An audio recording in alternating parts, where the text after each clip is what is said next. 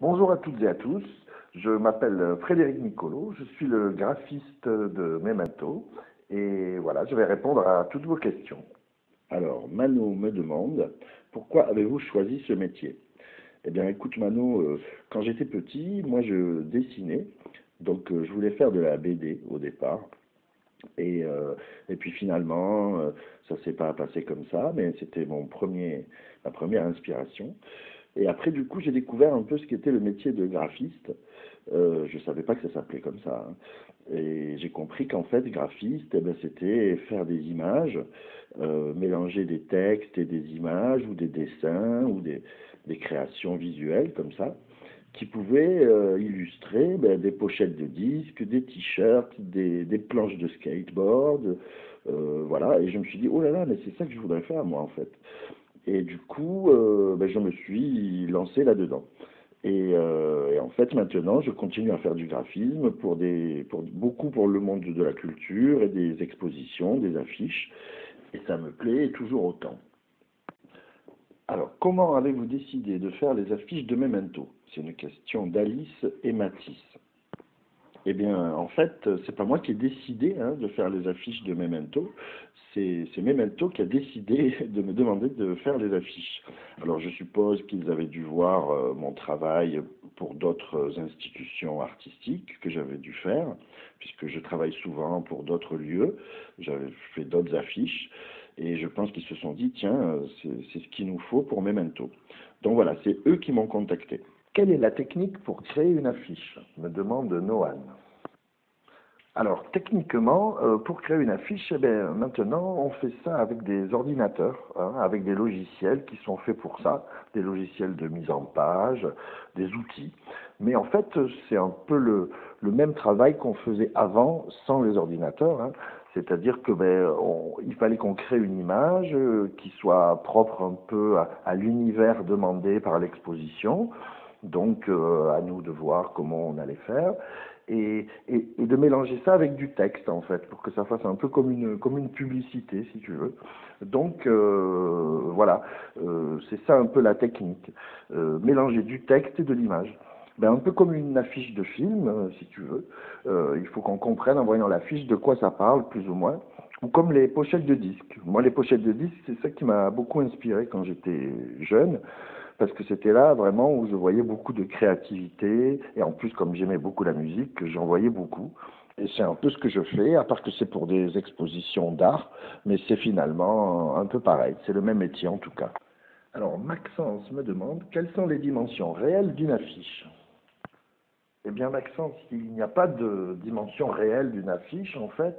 Il peut y avoir plein de dimensions différentes. Il peut y avoir des petites affiches, des grandes affiches. Tu as peut-être déjà vu à côté des abribus, des fois des grandes affiches. D'ailleurs, Memento a déjà fait ce genre de communication en mettant des grandes affiches qu'on appelle format sucette. C'est les affiches qu'il y a à côté des abribus. Parfois, on en a des plus petites qu'on peut mettre chez les commerçants pour que les gens voient. On peut en faire des beaucoup plus petites qui sont des affichettes qu'on peut appeler flyers. Ça permet voilà, de les distribuer un peu partout. Donc il n'y a pas vraiment, pour répondre à ta question, il n'y a pas vraiment de format particulier d'affiche, même si l'affiche est toujours plus ou moins verticale. Qu'est-ce qui vous a donné l'inspiration pour l'affiche de quatrième mur? C'est une question de Benoît, Yanis et Robin.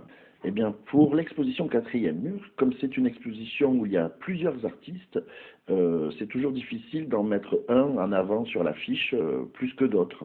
Ça serait pas sympa pour ceux qui sont pas mis. Donc l'idée, c'est de mettre une image qui représente un peu tous. Donc dans ce cadre-là, moi, ce que je fais, chacun, c'est différent chez chacun, mais moi je crée une image qui, d'après moi, s'inspire un peu des univers de tous les artistes, mais revue et corrigée à ma manière. Donc voilà, j'ai essayé de mélanger des teintes, des couleurs. Par exemple, le fond de l'affiche un peu vert, c'était une référence un peu cachée à l'œuvre de Simone Decker avec ses statues phosphorescentes. Le côté végétal, c'était plus Jérôme Souillot ou Rémi Duprat. Et tout ça, j'ai essayé d'en faire voilà, une installation qui pouvait, elle, rappeler, par exemple, le travail d'Armand Morin. Alors, Samuel me demande, que vouliez-vous représenter sur l'affiche quatrième mur? Eh bien, comme je l'ai dit un peu dans la question précédente, moi je voulais représenter un espèce de faux paysage qui aurait pu être le paysage entier de l'exposition. C'est-à-dire si on avait dû en tirer une image qui n'existe pas, pour moi ça aurait été celle-là. Voilà, c'est une espèce de paysage fictif qui est fait avec des bouts de paysage, mais aussi d'autres bouts qui n'ont rien à voir. C'était ça aussi que je trouvais intéressant, c'est que ça ait l'air de quelque chose qu'on connaît, une montagne avec de la végétation, mais en fait, si on détaille bien, tout n'est pas végétal ni rocheux. Donc voilà, c'était une espèce de création. Alors, Elia me demande, comment avez-vous créé cet assemblage? Alors, pour faire cet assemblage, je me suis servi de plusieurs techniques. En fait, quand j'ai eu le thème de l'exposition et que j'ai vu un peu les œuvres des artistes, ça m'a fait penser à un collage de papier que j'avais découpé dans des matières et que j'avais déjà fait, mais qui était beaucoup plus simple que celui-ci. Et je me suis dit, ah, ben, il collerait très bien avec le thème de l'exposition. Donc, ce que j'ai fait, c'est que j'ai récupéré ce vieux collage qui était un collage de papier, comme n'importe qui peut faire. J'avais découpé dans des revues et j'avais collé sur une feuille. Ce collage, je l'ai scanné. Et après, par-dessus, à l'ordinateur, j'ai rajouté des éléments, encore comme un collage, mais fait à l'ordinateur cette fois-ci, pour un peu étoffer l'idée et l'image que je voulais véhiculer. Donc voilà, c'est un mélange de collage à la main et de ordinateur. Est-ce que c'est un collage ou une sculpture photographiée, me demande Élise. Eh bien, comme j'ai répondu à la question précédente, effectivement, c'est un collage. Mais là où tu as raison, Élise, c'est que ce collage, un peu abstrait, hein, j'ai voulu le mettre sur cette planche en bois pour qu'il ait l'air d'une sculpture photographiée, justement. Donc tu as raison, c'est un peu un mélange des deux. C'est une fausse sculpture photographiée, on peut dire. Pour ça d'ailleurs que j'y ai rajouté des ombres dessous pour qu'on croie qu'il soit vraiment posé sur cette planche. Alors, Elio et Johan me demandent, est-ce qu'il y a une tête d'ours au milieu de l'affiche de 2019? Eh bien non, en fait il n'y a pas une tête d'ours. Alors je pense que vous faites référence peut-être à cette espèce de caverne noire qu'on voit au milieu. En fait, justement, voilà, moi, comme j'ai expliqué, je voulais un peu mélanger, que ça ait l'air d'une montagne avec des cavernes, de la végétation, tout ça, mais aussi en mélangeant avec des images qui n'avaient rien à voir. Donc, en fait, ce qu'on voit au milieu, là, c'est tout simplement une capuche, d'un sweat à capuche. Alors, peut-être maintenant que vous le savez, vous allez le voir. Voilà, j'aime bien l'idée de mélanger des choses qui n'ont rien à voir, mais qui, toutes mises ensemble, avec les mêmes teintes, les mêmes couleurs, donnent l'effet que je veux. Donc il y a des montagnes, oui, mais je les ai mises à l'envers.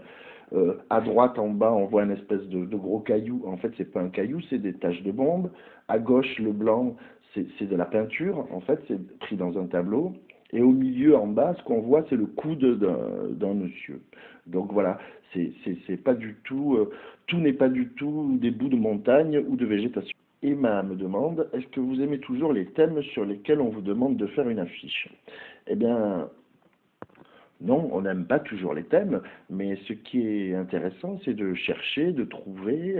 Alors là, l'avantage, c'est que je connaissais très bien le thème en amont, avant de commencer, et j'avais un peu été voir tous les univers de tous les artistes.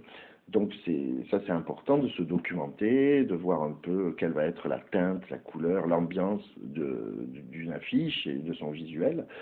Mais parfois, c'est vrai que c'est plus compliqué. Alors, c'est pas qu'on n'aime pas, mais que des fois, on voit pas trop comment faire. Donc, on est obligé de réfléchir un peu plus, de trouver des astuces. Et des fois, c'est vrai que c'est c'est moins simple en tout cas. Donc voilà, j'aime pas toujours les thèmes, mais quand même, heureusement, comme je travaille dans un milieu d'art, tout m'intéresse plus ou moins. Il faut rester très curieux et donc on trouve toujours une idée en tournant autour du pot, quoi. Comment allez-vous faire l'affiche de 2020 et que verra-t-on dessus? C'est une question des autres élèves de la classe. Eh bien, je pense que je vais garder mon procédé, c'est-à-dire m'inspirer de tous les artistes pour essayer d'en tirer quelques extraits ou quelques parfums pour les mélanger et en créer une seule image. Donc, ça risque d'être le même processus que pour l'affiche de 2019.